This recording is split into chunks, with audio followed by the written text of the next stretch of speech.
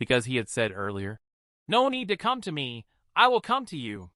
On the other side, at a high-end bathhouse, the seated individuals were either high-ranking political officials or directors of certain companies. I have been very worried since Brian was expelled. Now he has reappeared. This is tantamount to a declaration of war. Obviously, we don't even know where he is now. Young man, if Brian really comes, then it will be troublesome. You need to figure out a way to deal with him quickly. If you can't even handle a toothless tiger, you better abdicate early. Don't leave us to clean up the mess later. Old man, did you get too many smiles that you became arrogant? Just because you are the Army Chief of Staff, you dare to speak to me like that? So short-sighted? Are you underestimating me? Keep your eyes wide open and see. In the end, my father's masterpiece is stronger. Or is it my newly cultivated masterpiece more powerful? Not to mention, Brian's skills could make a good income as an orthopedic doctor. But he is not here to be a doctor. He is here to take down Daniel. But the thing is, there isn't even a person named Daniel. Does that mean he had plastic surgery and changed his name? But there is one thing Brian is certain of. He must be somewhere in the hospital. At that moment, the communication system on his glasses rang. It seems you haven't had much luck in the Human Resources Department either. Brian fell into deep thought. Is there any way not to be discovered Jim's identity? Find out Daniel. A Brazilian mercenary passed by here. He didn't give Jim, the D-level killer, a good look either. Claimed he would kill you if you didn't do a good job. Brian's attitude suddenly changed 180 degrees. Because he thought of a good solution. Since the angler does not show up, then it is necessary to deal with the bait first. Afterwards, he instructed Melissa to go ahead and use that plan. Not long after, a medical staff member rushed into the basement in a panic. He handed a footage captured by surveillance camera to the professor. The footage shows the orthopedic surgery room on the 3rd floor. A masked man is fighting against Brazilian mercenaries. But this is a one-sided crushing. The formidable mercenaries are being beaten without any ability to fight back. The person resolved the battle in just 10 seconds. Only to see that person walking slowly towards the camera. What can be seen from the picture is indeed Brian. At this moment, the professor raised the corners of his mouth slightly, showing extreme excitement. He really came. Finally. The exclusive VIP seat is waiting for Brian. I wonder if Brian likes it or not. I really want to quickly take off his clothes. Put him in this exclusive human specimen container. Originally, that image was synthesized using AI technology. Even the wrinkles on old Brian's face are reproduced faithfully down to the last detail. At this point, Daniel is unlikely to stay hidden. Since the bait has already been cast, it's just a matter of waiting for the fish to take it. At noon, Natalie unexpectedly also came to this hospital. But what she couldn't understand was why the man referred to as Professor Apostle Daniel wanted her to come to the hospital. Did they discover what happened at the Octopus Man restaurant back then? Suddenly, Brian appeared behind Natalie. He asked Natalie why she had come to the hospital. Because normally she shouldn't appear here, seeing Jim so guarded. Natalie only revealed her true feelings. She feels that Jim finds it hard to believe this fact. The grandpa we bumped into at the bookstore seemed to have an inevitable connection with Jim. But he got shot while trying to save himself. If nothing unexpected happened, he might no longer be alive. After pondering for a moment, Brian said, "Although I don't want to involve you. But if you came to the hospital because of that matter, you should have seen this person. Don't tell me you don't know Apostle Daniel. You should not have been called to participate in this hunting operation. Did this person summon you here?" But before she could speak, a sound from behind interrupted their conversation. The two looked towards the direction of the sound. But Natalie's expression gradually became awkward. At this moment, her back was chilling, and she was trembling all over. An invisible pressure was invading her whole body. A tall and burly man came into view. This person is none other than the current Apostle Daniel, who is known as the Professor. and his eyes were firmly fixed on Brian. Facing the current top assassin, he couldn't help but feel a bit frightened.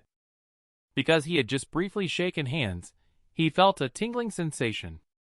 And the current Apostle Daniel is no exception.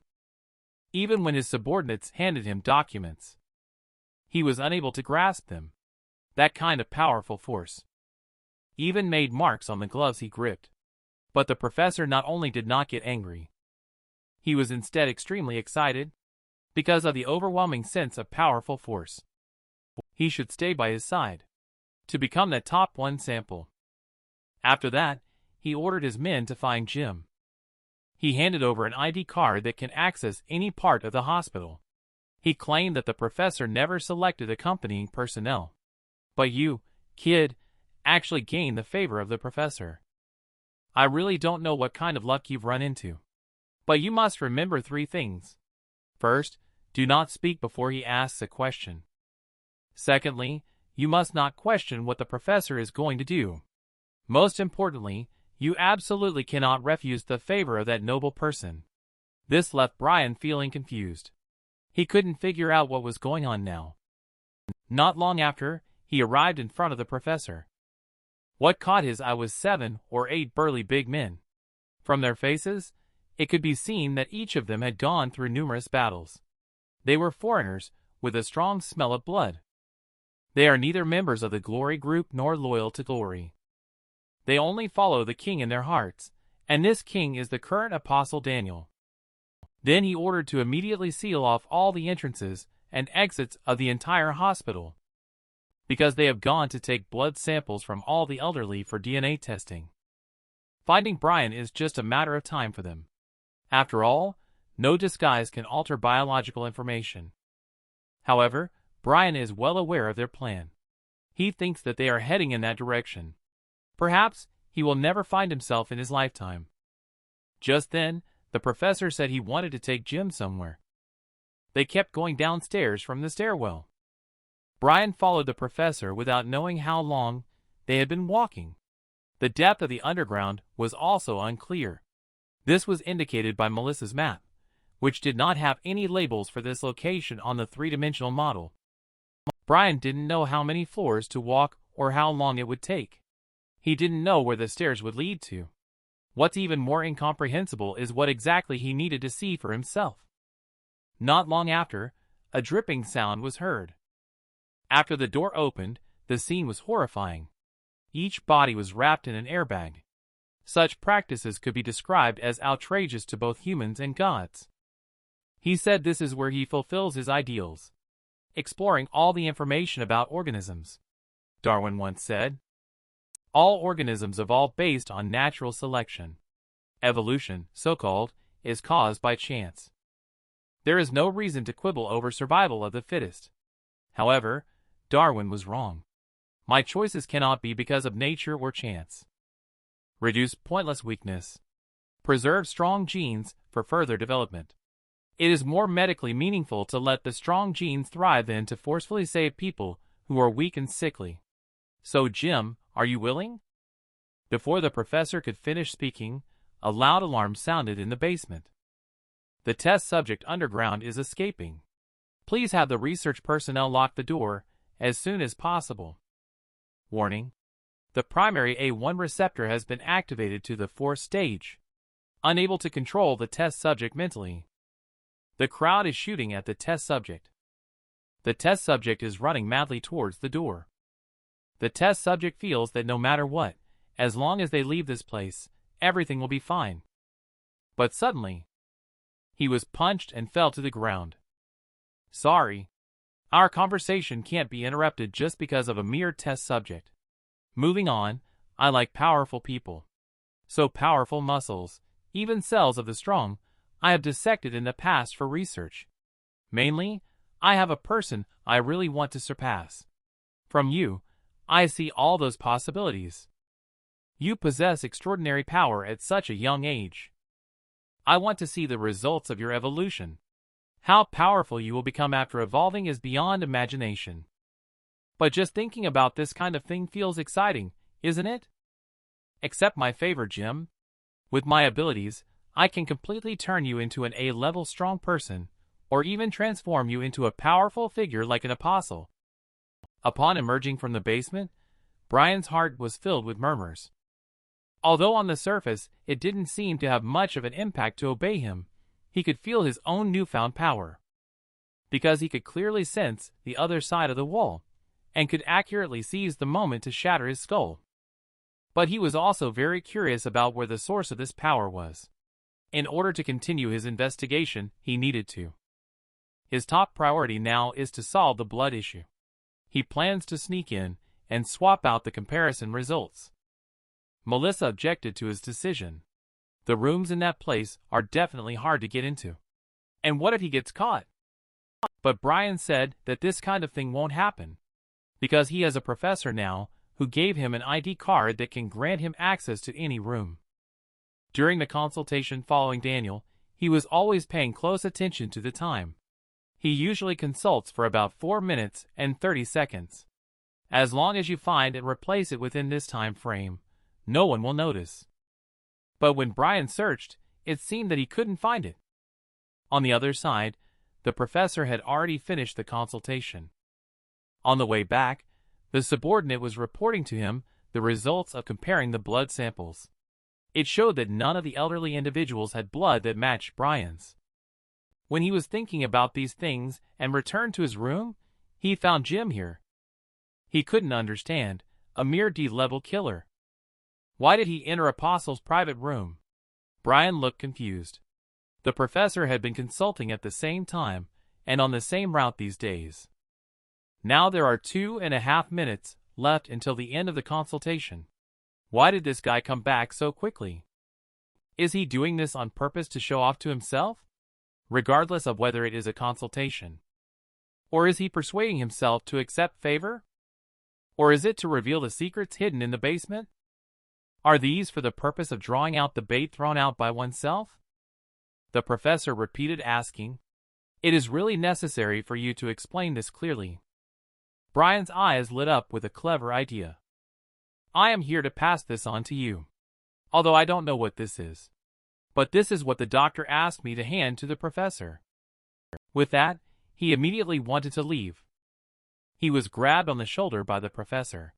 He was not a fool himself. The trace of flipping through the data does not seem to be unaware. "What are you after exactly?" "Want to know about the blood samples of those old people." "What exactly piqued your curiosity about it?" If you can't answer these questions, then the truth is obvious. But Brian remained unusually calm. He said that a person can change tone and behavior, even facial features and expressions. But there is one thing that can never be faked. That is DNA. We have never caught Brian.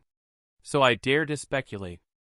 Maybe Brian is no longer the person we once knew.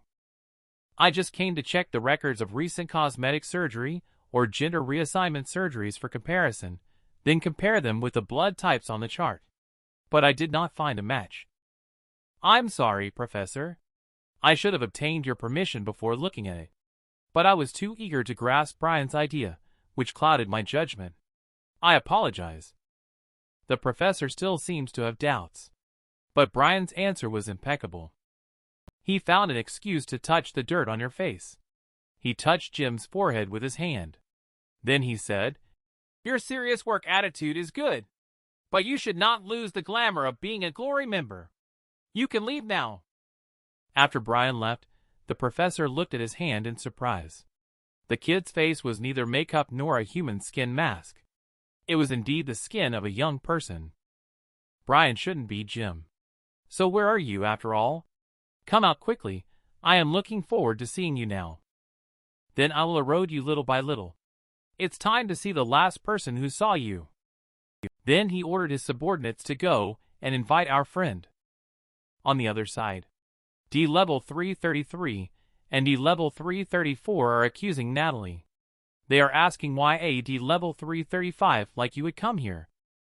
Natalie is also very annoyed. How can we talk to two idiots about this kind of thing? Just then, a sound interrupted them.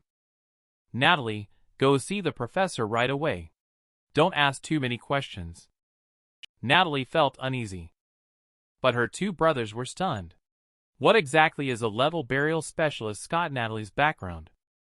She arrived at the professor's room after a short while. He wasted no time and directly showed a photo of Brian, indicating that you should be the first one. A survivor in the hands of the strong that even apostles find hard to confront. At first, they thought Brian let you go on a whim, but you survived the confrontation with Dylan. You were just skilled in using a little knife, nothing special about you.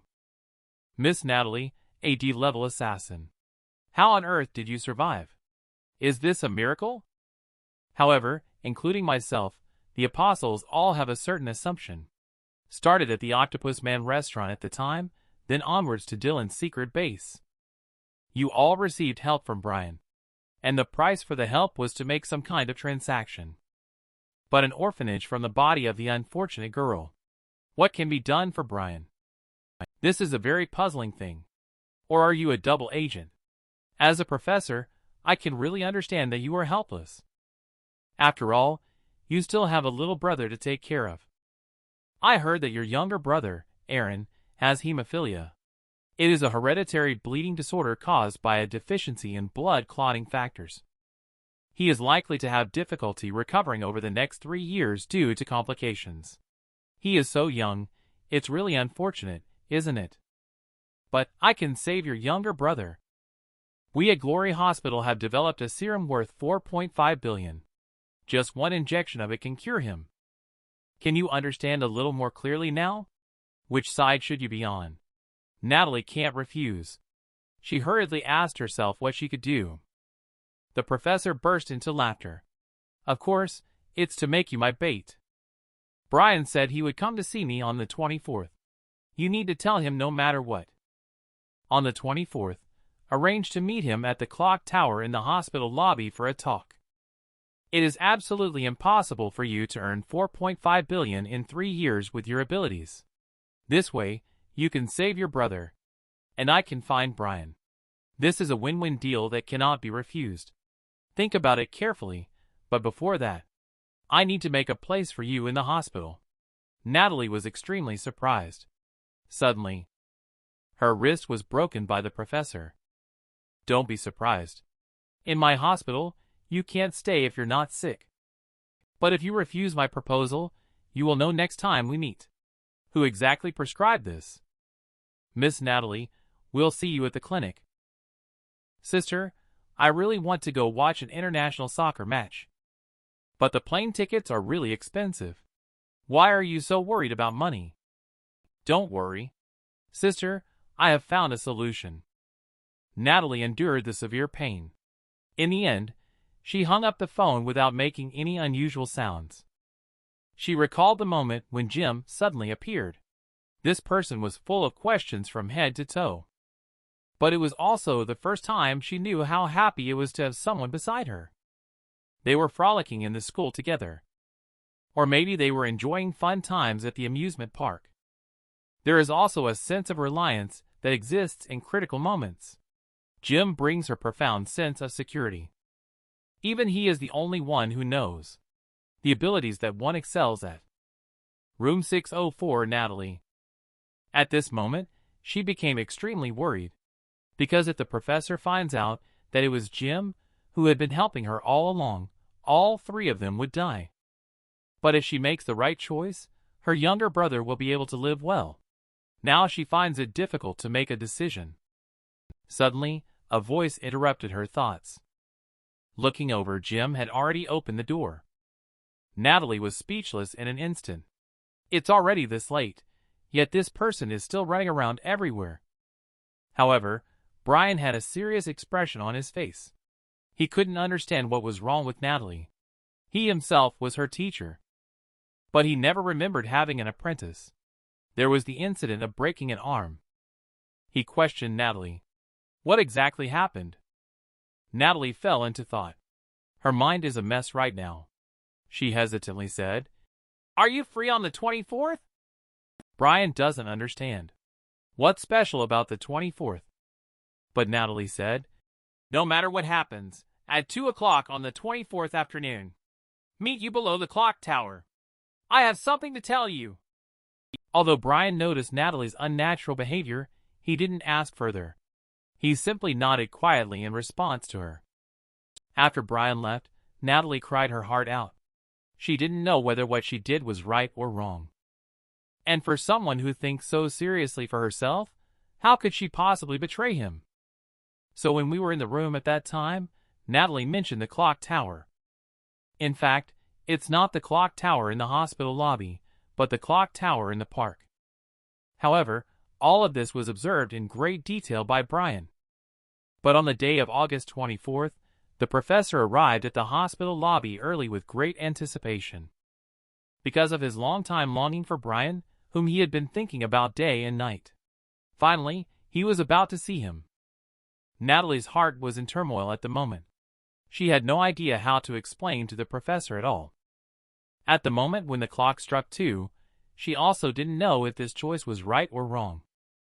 But she had to do it this way, because she could never get past that hurdle in her heart. The hospital lobby is now full of assassins. If Daniel finds out, the person who took down Octopus Man is actually Jim, faced with his intricate trap. Even if Jim is very skilled, it should still be difficult for him to deal with these people. Brian has been successfully transferred according to the agreement. Natalie hopes that he can just leave here quickly like this.